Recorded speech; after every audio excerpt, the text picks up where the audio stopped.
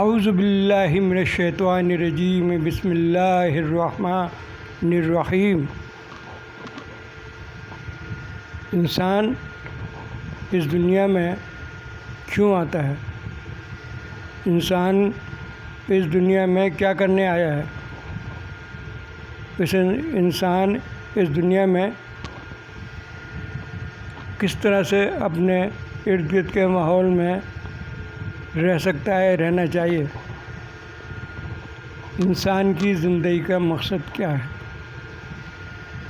اصل میں آج جو گفتگو ہے میں یہی کرنا چاہتا ہوں کہ ہماری زندگیوں کا مقصد کچھ ہے کہ نہیں۔ ہم اپنی زندگی میں جب تک کوئی گول سامنے نہیں رکھیں گے، ہمارے اعمال میں وہ خوبصورتی نہیں آئے گی، بلکہ بد نظمی رہے گی، کبھی ادھر کی کبھی ادھر کی۔ بات یہ ہے کہ جب آپ اپنے سامنے کوئی مقصد لے لیتے ہیں، کوئی آپ اپنا زاویہ فکر بنا لیتے ہیں، تو اس کے بعد آپ کی زندگی میں ایک قرینہ آ جاتا ہے، ایک خوبصورتی آ جاتی ہے۔ آپ اس طریقے سے زندگی کو بسر کرنے کی کوشش کرتے ہیں۔ تو میرے کہنے کا مقصد ہے کہ ہماری ہر شخص کی جو اس دنیا میں ہے، اس کی زندگی کو بامقصد ہونا چاہیے۔ اس زندگی کو بامقصد ہونا چاہیے۔ اگر ہم چاروں طرف نگاہ اٹھا کے دیکھیں یا سوچیں، اخبارات اور ٹی وی کو دیکھیں، تو لگتا یہ ہے کہ انسان صرف اور صرف اس دنیا کی نعمتوں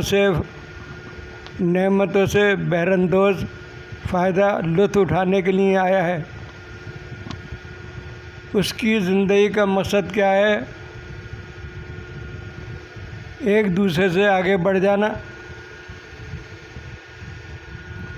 اس کو اس چیز کا احساس نہیں ہے کہ وہ اپنے پڑوسی کے ساتھ کیسا ہونا چاہیے، اپنے رشتہ داروں کے ساتھ کیسا ہونا چاہیے اسے، اور یہ کہ اپنی عام زندگی میں اسے کیسا ہونا چاہیے۔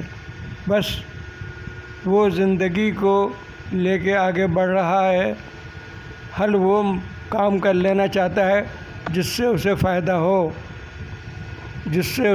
ہو۔ مقصد زندگی کیا ہے؟ پوچھے ذرا فی زمانہ زندگی میں لوگوں کے دماغ میں کیا ہے کہ مقصد آپ کی زندگی کا کیا ہے، آپ کیا کرنا چاہتے ہیں؟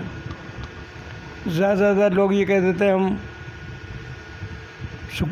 پرسکون زندگی ہمیں حاصل ہونا چاہیے، چاہے ہم ڈاکٹر بن کے حاصل کر لیں، چاہے انجینئر بن کے حاصل کر لیں، چاہے ایک بزنس مین بن کے حاصل کر لیں، اور پھر اس میں شہرت بھی مل جائے، لوگ ہمیں پہچاننے بھی لگیں۔ یہ سب سے بڑی خواہش ہوتی ہے، یہ ایک فطری خواہش ہے کہ انسان اپنے آپ کو، اپنی شناخت کو بہتر کرنا چاہتا ہے، اپنے ماحول میں، اپنے ارد گرد میں، اپنے شہر میں، اپنے ملک میں، اور اگر قسمت یاوری کرے تو پوری دنیا میں وہ اپنا نام چاہتا ہے، نام۔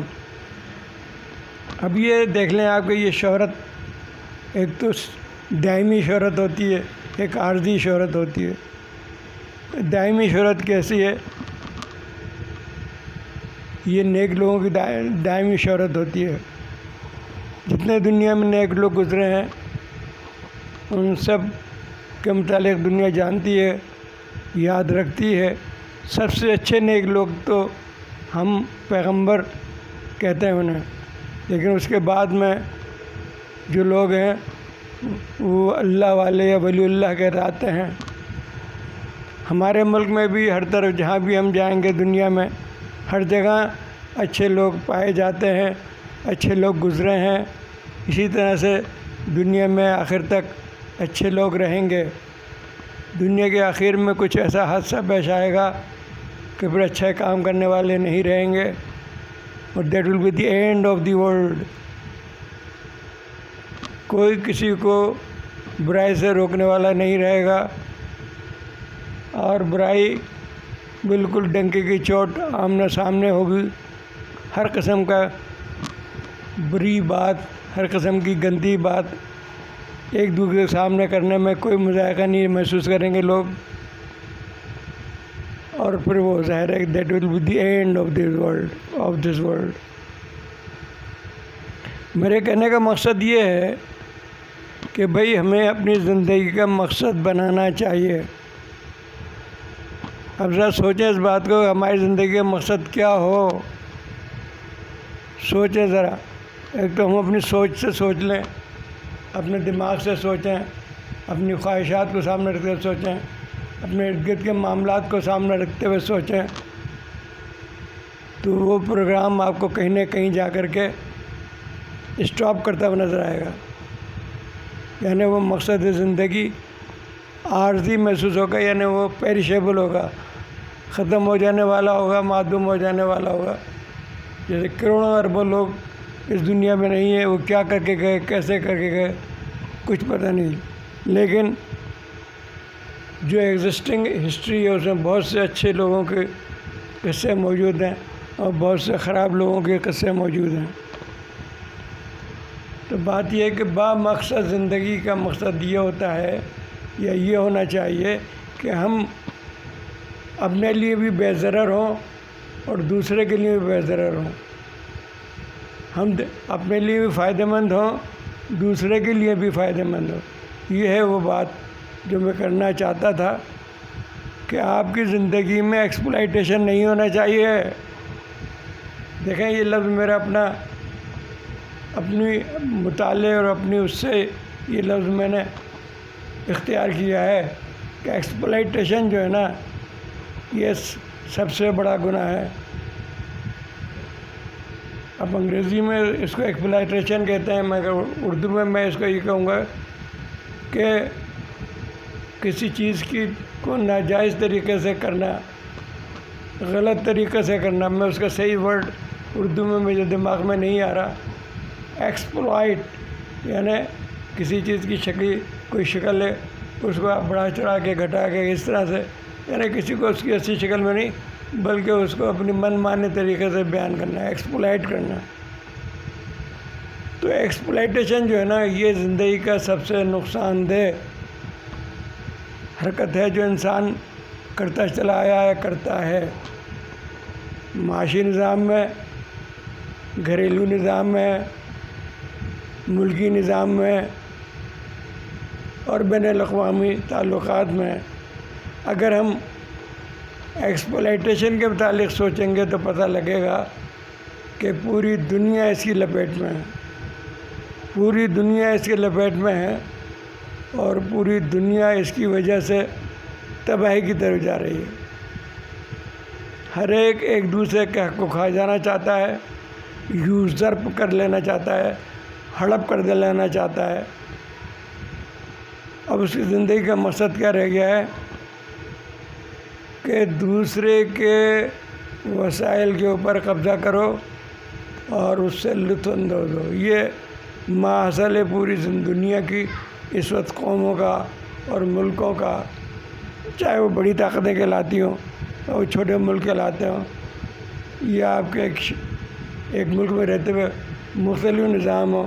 جیسے ہمارے ملک میں مافیاز کام کر رہے ہیں، بزنس کے مافیاز ہیں، لیکن ایک بڑا اہم مافیا میں آپ کو بتاؤں گا، بدنام ہو جاؤں گا لیکن میں کہہ دیتا ہوں کہ وہ ہے مسجد مدرسے کا مافیا. مسجد مدرسے کا مافیا آج کل اس کے ذریعے پیٹ پل رہے ہیں. دین کا کام جو ہو رہا ہے سو ہو رہا ہے، وہ تو جاننے والے پرکھنے والے ہی پرکھیں گے کہ دین کا کام کتنا ہو رہا ہے. لیکن بہرحال یہ کہ اگر ہم نے کہیں جگہ پکڑ لی، اس میں مسجد بنا لی، چاہے وہ نالے پہ ہی ہو کوئی پرواہ نہیں ہے، اس کے ساتھ مدرسہ بنا لیں اور مدرسے کے بنا کے بچے اکٹھے کر لیں اور اس طرح سے اس کے ذریعے لوگوں سے عطیات، نذرانے وصول کرتے رہیں. تو اس سے کیا ہے کہ آپ کی پوری نسل، ایک آپ نے مسجد بنا لی، مدرسہ بنا لیا، وہ ٹرسٹ کے نام پہ قائم کر دیا. اب کوئی آپ سے پوچھنے والا نہیں ہے کہ آپ کیا کر رہے ہیں. بس اس کے ساتھ کیا ہوتا ہے، دین کا کام کم ہوتا ہے، پیٹ کا کام زیادہ ہو رہا ہے. ہر جگہ دیکھ لیں آپ تو دیکھیں ظلم یہ ہے کہ نالوں پہ مسجدیں بنا لی ہیں، نالوں پر، جبکہ حکم یہ ہے کہ آپ ایسی جگہ کلام اللہ پڑھیں جہاں پہ کوئی گندگی نہ پڑی ہو، بدبو نہ آ رہی ہو. لیکن افسوس کی بات یہ ہے کہ آدمی اس دنیا کو حاصل کرنے کے لیے دین کو بھی غلط طریقے سے استعمال کر رہا ہے کہ مسجدیں نالوں پہ بنا لی ہیں. سنو صاحب، میں ابھی کہیں گیا تھا تو وہاں میں نماز پڑھنے گیا، پتہ چلا وہاں مسجد پوری کی پوری نالے بنی ہوئی، پوری مسجد کے اندر بدبو آ رہی تھی. جمعہ کا دن تھا، اب میں کیا کرتا، درود شریف بھی پڑھنا ہے سب کچھ. تو بہرحال یہ مسجد اور مدرسہ مافیا، میں ایک آپ کو بتا رہا ہوں کہ یہ پھر مافیا سے بات ہوتی رہے گی. لیکن یہ بڑی، آپ جتنا غور کریں گے آپ کو پتہ لے گا، کہیں کونا کوئی جگہ کہیں آپ کو نظر آئی، فوراً وہاں پہ آپ نے مسجد چٹائی کی ڈال دی. پھر دھیرے دھیرے دھیرے دھیرے یہی ہوتا رہا ہے ہمارے ہوش سے جب سے ہم چھوٹے تھے نا. اب کراچی میں آئے ہیں تو کراچی میں بھی یہی حال تھا. ہم حیدرآباد سندھ کے رہنے والے ہیں، وہاں بھی یہی حال ہے کہ مسجدیں بس جگہ ڈھونڈ کے بنائی، وہاں مسجد سے مدرسہ بنا لیا. اب کراچی جیسے شہر میں کتنی بڑی اہم چیز بتا رہا ہوں آپ کو، کراچی جیسے شہر میں رہنے کی جگہ آپ کو حاصل کرنا بہت ممکن نہیں ہے، بہت مشکل ہے، بہت مہنگی ہے. لیکن مسجد اور مدرسے کی آڑ میں جو رہائش مل جاتی ہے نا، وہ لاکھوں کی ہوتی ہے، کروڑوں کی ہوتی ہے، کوئی پوچھنے والا نہیں ہوتا. مولوی صاحب نے جی مدرسہ بنایا تھا اور یہ مسجد بنا لی، اس کی آڑ میں ہی انہوں نے اپنے رہنے کا بندوبست بھی کر لیا. لیجیے صاحب، ہلدی لگی نہ پھٹکری، رنگ چوکئی چکا. بات توبہ یہ کہہ رہا تھا میں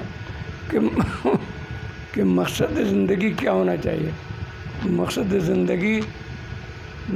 زندگی صرف اور صرف ایکسپلائٹیشن سے پاک ہونا چاہیے، اور بحیثیت اس دنیا کے خالق و مالک کے مرضی کے مطابق ہمیں اس کی مرضی کے مطابق زندگی گزارنے کے لیے اپنا پلان بنانا چاہیے.